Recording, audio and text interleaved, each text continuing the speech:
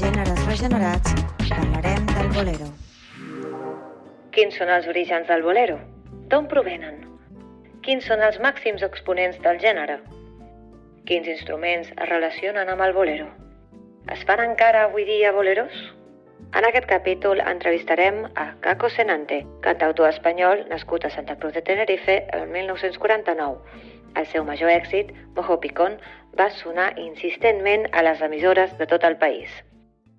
Hola a tothom, benvinguts una setmana més a Gèneres Regenerats, el vostre podcast de confiança sobre gèneres musicals. Entrem en la recta final d'aquesta temporada. Després d'investigar i aprendre sobre diversos gèneres molt interessants, arriba el moment de parlar del bolero. Vols saber els seus trets principals, la seva història o la seva instrumentació? Us ho explicarem aquí, a Gèneres Regenerats. El bolero és un gènere musical de ritme lent que va sorgir a Cuba a mitjans del segle XIX. El bolero, que pot ballar-se, es caracteritza per la melancolia de les seves lletres i pel seu compàs de 2/4. El bolero tradicional pot ser definit com una fusió de múltiples factors hispans, africans i cubans que es van acompanyar de la guitarra establint un ritme relacionat amb el danzón i l'havanera. És considerat com el ball més sentimental i romàntic de tot el Carib, a més de ser considerat com el gènere musical que mostra el romanticisme del poble llatinoamericà. És un tipus de ball bastant lent que es caracteritza per tenir una sèrie de moviments suaus i lliscants, incloent un estil de braços bastant dramàtic i un sentiment profundament romàntic. A l'hora de parlar de la història del bolero, hauríem de remuntar-nos a l'època de les conquestes, on cada invasor portava amb si les seves cultures musicals que es mesclarien amb la dels criolls i els africans. Hem de començar des de molt lluny per relatar des d'on venen els primers compassos del ritme més romàntic que existeix. Aquest gènere musical, amb noves formes de composició, va néixer a l'illa de Cuba durant el segle XIX. Començant pel nom, es diu que podria tenir orígens de l'expressió boleo, que vol dir volar, en referència a les danses que moltes vegades indiquen aquesta espècie de boleo. Tinguis en compte que, per l'època, a l'illa de Cuba, els llaços amb Espanya eren molt forts, com també la seva influència musical. Aquell bolero dels orígens que va portar Espanya a Cuba consistia en música per ballar amb acompanyament de castanyoles, tamborí, guitarra i, a més, amb un matís altisonant. De la mà de les caixes de fusta, que feien de percussió, com també l'ús de la guitarra i els aplaudiments. Va arribar el bolero a les rutes del Carib, concretament a Cuba.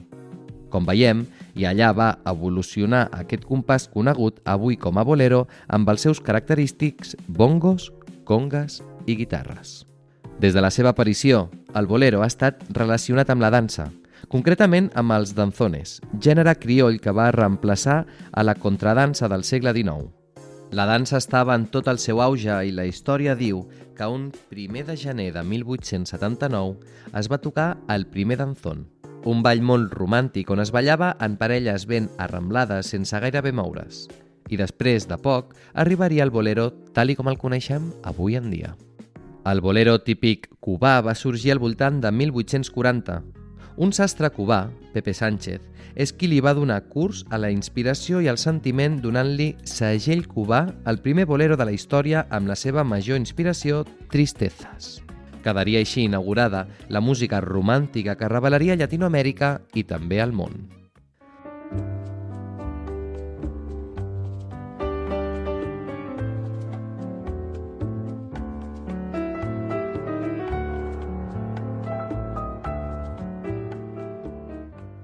Aquesta peça va donar origen formal al gènere amb l'acompanyament musical que denominem clàssic, de guitarres i percussió.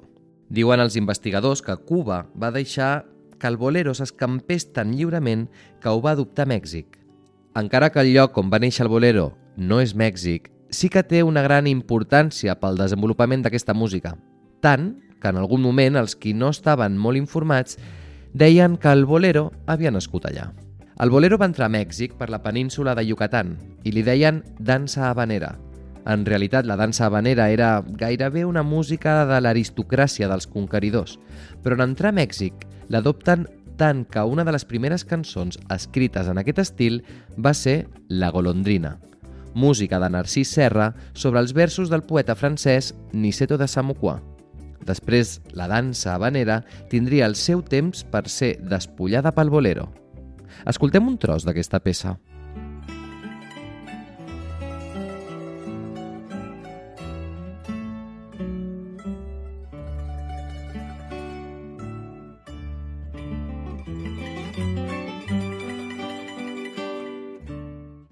El bolero va evolucionar de música de cantines i penyes a música de serenates i la seva temàtica romàntica ho va fer acceptable per totes les classes socials. Hi ha un compositor mexicà que hauria canviat el rumb de la cançó, un compositor controvertit que es va dedicar a crear una obra musical basada en temes del folklore mexicà, combinant-los amb l'estil romàntic europeu de la seva època. Manuel María Ponce Cuéllar va tenir importants estudis de música i va ser qui va trencar els tradicionals costums musicals de l'alta societat. Entre les seves obres, una de les quals el va fer famós al voltant del món, va ser la cançó Estrellita.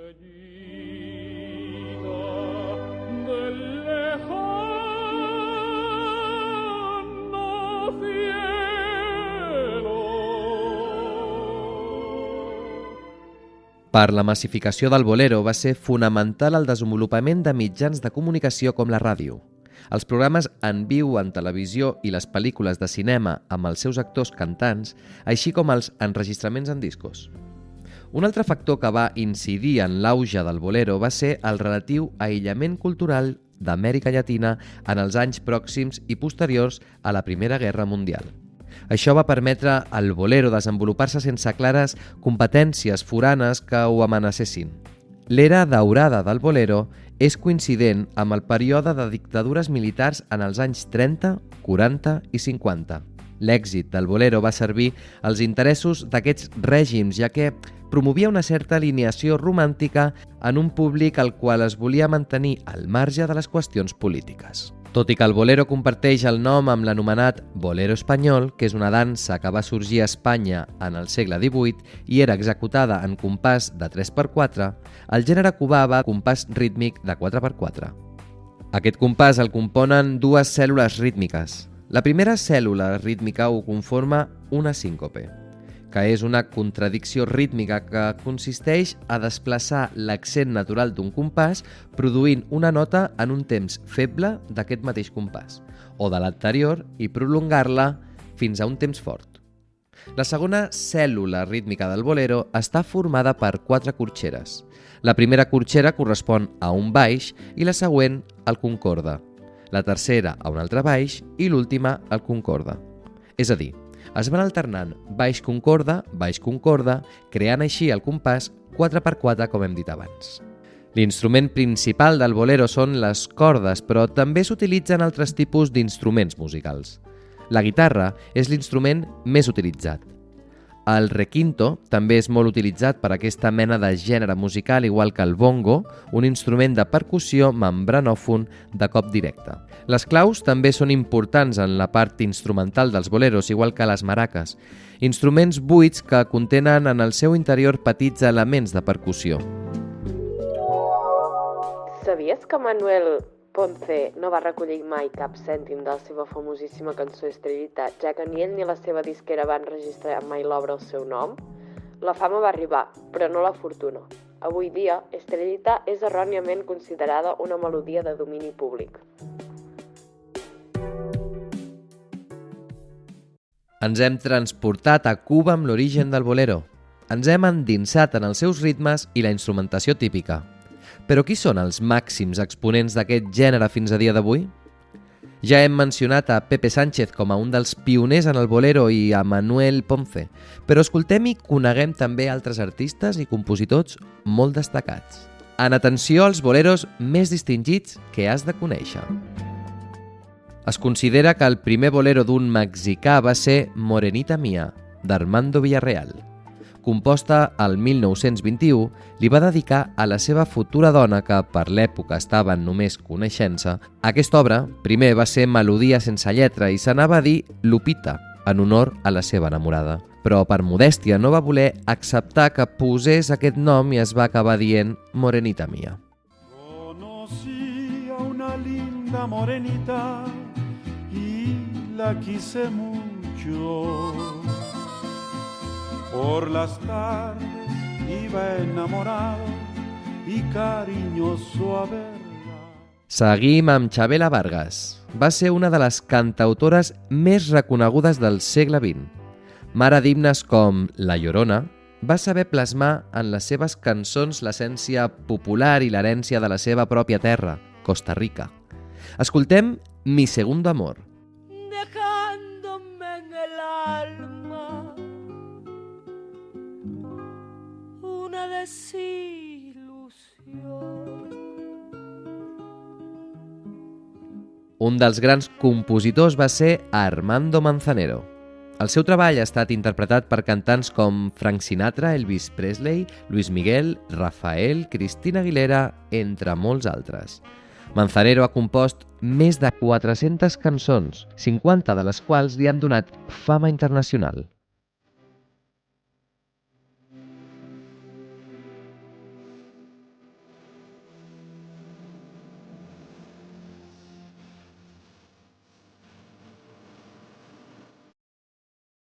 Continuem amb Lluito Gàtica, nascut a Xile. El seu primer disc, Me importes tu, el 1951, es va convertir en un gran èxit en tota Amèrica Llatina. El 2001, Gàtica va ser inclòs en el Saló de la Fama de la Música Llatina Internacional. Va ser un dels guanyadors del Grammy Llatí a tota una trajectòria al 2007. També va rebre una estrella en el Passeig de la Fama de Hollywood el 2008. Escoltem un dels seus majors èxits, El reloj.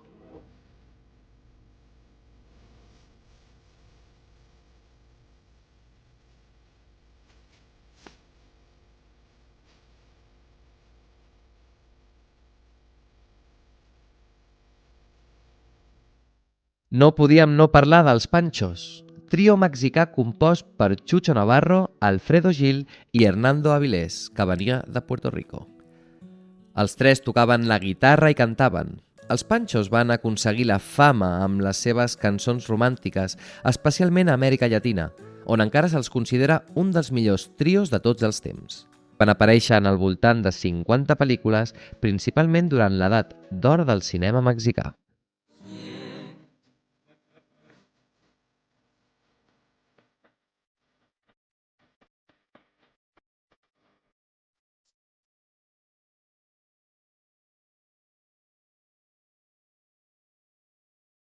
Javier Solís, cantant i actor mexicà, conegut també com el rei del bolero ranchero, es va convertir en un dels cantants més famosos de la història de Mèxic. La seva consagració definitiva va ser quan va gravar el tema Lloraràs, lloraràs. En endavant, la seva carrera va ser meteòrica, ja que encara que va durar solament 10 anys, va gravar 379 cançons.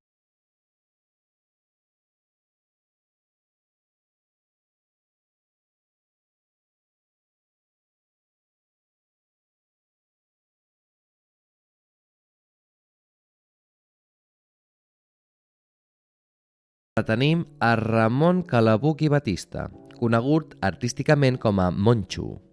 Va ser un cantant català d'ètnia gitana especialitzat en boleros.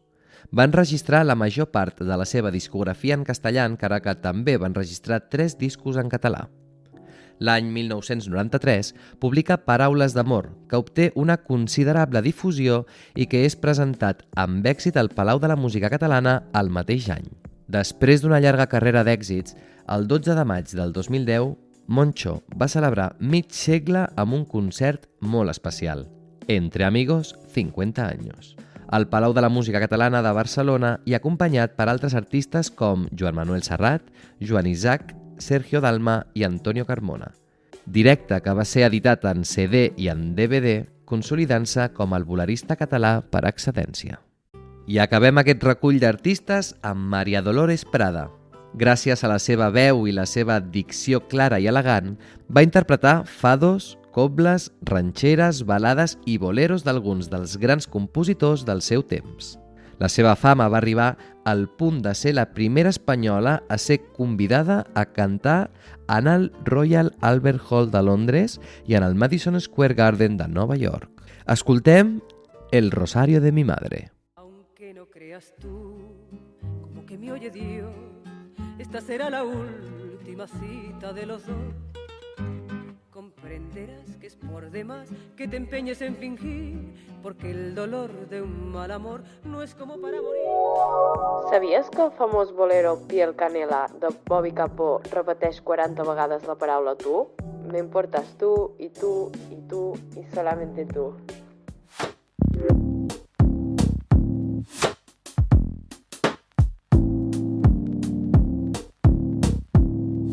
Escoltem a Caco Senante, cantautor espanyol nascut a Santa Cruz de Tenerife, que ha gravat diversos boleros tant de la seva autoria com també clàssics del gènere. El 1994 va ser convidat al Festival Boleros d'Or de Cuba, on va fer un homenatge al bolero espanyol. També ha participat en 8 ocasions al Festival de Boleros de les Palmes de Gran Canària i actualment està fent una gira amb l'espectacle Te canto un bolero. Explica'ns, Caco, ¿crees que los boleros van a ser una influencia definitiva para la aparición de las baladas? Sí, yo creo que el bolero tiene una línea armónica y una línea rítmica que evidentemente la balada puede haber tomado como referencia y existe una gran similitud entre ambas. Creus que actualment se segueixen fent boleros o el gènere ha evolucionat a alguna cosa totalment diferent? Yo creo que sí se siguen haciendo boleros, sobre todo en Latinoamérica se siguen componiendo boleros con ritmo de bolero, boleros auténticos. Lo que pasa es que, bueno, quizás con la comercialización de la balada en los últimos tiempos ha sido mucho más contundente, pero sí se siguen componiendo boleros. Qui és per tu el màxim exponent dels boleros? Decir un solo nombre como máximo exponente del bolero no tendría mucha lógica, porque hay nombres que no se pueden olvidar. Yo diría Armando Manzanero, diría también Lucho Gatica, y en nuestro país, aparte de Moncho, el gitano del bolero, también habría que nombrar a Maite Martín, creo que es una extraordinaria intérprete de boleros, y a Martillo. El gènere musical bolero i el ball, creus que són dos elements inseparables? Decir que son inseparables el bolero y el baile no lo encuentro correcto, porque hay un montón de boleros que se pueden disfrutar sin tener que bailar, pero sí tienen mucha relación. Evidentemente es muy fácil bailar un bolero y ayuda mucho bailar un bolero, pero el bolero está lleno de imágenes en los que simplemente se estaba escuchando un bolero y la emoción estaba presente. Sabies que Bésame Mucho és el bolero per antonomàsia i va ser compost el 1940 per la pianista mexicana Consuelo Velázquez? Quan la va escriure, la seva autora només tenia 19 anys i, curiosament, va confessar no haver besat mai a ningú. A més, va ser traduïda a més de 20 idiomes i el 1999 reconeguda com la cançó en espanyol que més vegades ha estat gravada i interpretada. I ara ens endinsem en l'escena actual del bolero. Maite Martín, nascuda a Barcelona l'any 1965, és una de les cantautores de major prestigi del panorama actual del flamenc. Posseeix l'aval del reconeixement dels crítics, la quiescència col·lectiva de l'acció i un interessant feix de premis. Continuem amb Marina Rossell, figura clau de la cançó catalana moderna. Entre el seu repertori es troben cançons tradicionals i revolucionàries clàssiques catalanes com habaneres, boleros o cançons pròpies. Dotada d'una veu inconfusible i d'una capacitat de comunicació envejable, els seus concerts sempre reuneixen un nodrit grup de seguidors. Perquè t'estimo i perquè fa temps que todavia davall d'amor. Continuem amb un sabadellenc, Javier Ríos, conegut per la seva carrera en solitari, però també pels seus èxits en el duo Ríos de Gloria. Va llançar recentment Si Amanece, una de les cançons de Manuel Alejandro que van convertir a Rocío Jurado en un artista de projecció internacional a la fi dels anys 70. Javier s'autodefineix sota l'estil pop bolero ranchero, ja que versiona clàssiques cançons donant-los un toc pop però mantenint l'essència bolerista. Us deixem amb un tros de la cançó. Déjame soñar con tus caricias y cállate, cállate, cállate. I sortint del terreny nacional volem destacar el grup Daniel Me Estás Matando. Des del seu primer senzill, ¿Qué se siente que me gustes tanto?, al febrer del 2018 han forjat un camí dedicat a l'amor, al desamor i a la cançó llatinoamericana actualitzant el gènere bolero. Sabies que el famós cantant urbà Bad Bunny, Manito Martínez, també té un bolero? La cançó es diu Flor i és un featuring amb Los Rivera Destino. És un bolero amb influències musicals de Cheo Feliciano, Joe Cuba i Cuarteto Los Hispanos. A més, és coproduïda per Ismael Cancel, baterisme, de Calle 13. Doncs bé, família, ja estem arribant al final del programa d'avui. Deixem de costat les dades històriques i tècniques i anem a explicar un parell d'anècdotes, així com donar-vos recomanacions literàries i audiovisuals. Sabíeu que la paraula bolero és també el nom que se li dona a un tipus de jaqueta curta amb mànigues molt popular? Bolero també és una pel·lícula de cinema romàntic estatunidenc de 1984, escrita i protagonitzada per Bo Derek. La pel·lícula se centra en el despertar sexual de la protagonista i el seu viatge al voltant del món per perseguir un primer amant ideal que li llevarà la virginitat. I passem als llibres. Sobre boleros hi ha moltíssims. No és d'estranyar quan es tracta d'un gènere amb tanta història i tan repetit. Nosaltres us recomanem Bolero, història de un siglo de emociones, escrit per Juan Montero Aroca. Per altra banda, també volem recomanar Moncho, sangre de bolero, crònica arriesgada de la vida y obra de nuestro mejor bolerista. Una biografia sobre la vida de Moncho, bolerista català per excel·lència. Des de l'arribada del cinema sonor, la música es va convertir en un element valuós per la realització cinematogràfica a nivell mundial. A Mèxic, el bolero va ser present des de Santa, el 1932, llargmetratge que ha estat reconegut com la primera pel·lícula amb so perfectament sincrònica a la imatge. La cinta, protagonitzada per Lupita Tovar, compta les dissors d'una dona a causa d'un engany amorós. El trio Els Panchos li deu una porció important de la seva popularitat a les seves aparicions oportunes al cinema mexicà. La seva música incidental i tocada en viu va aparèixer en 40 pel·lícules, sent el 1949 l'any del seu debut amb 6 participacions. Els drames musicals de l'època també van comptar amb la presència d'actors que, més enllà d'interpretar els seus personatges, també cantaven boleros en escena. Fernando Fernández, actor i cantant, també va protagonitzar algunes pel·lícules amb noms de boleros com Dos almas en el mundo. Doncs bé, família, ha arribat el moment de posar punt i final al nostre capítol sobre el bolero. Us deixem una llarga llista de cançons perquè les pugueu escoltar sempre que vulgueu i la trobareu a la nostra pàgina de Gèneres Regenerats o a Spotify. I si teniu dubtes o ens voleu fer alguna recomanació, ens podeu trobar a totes les xarxes socials. Des de Ventilador Music estarem encantats d'escoltar les vostres opinions. Esperem que hagueu gaudit tant com nosaltres parlant sobre aquest gènere musical. Ens veiem a la propera sessió de Gèneres Regenerats per seguir descobrint música diversa per gent diferent.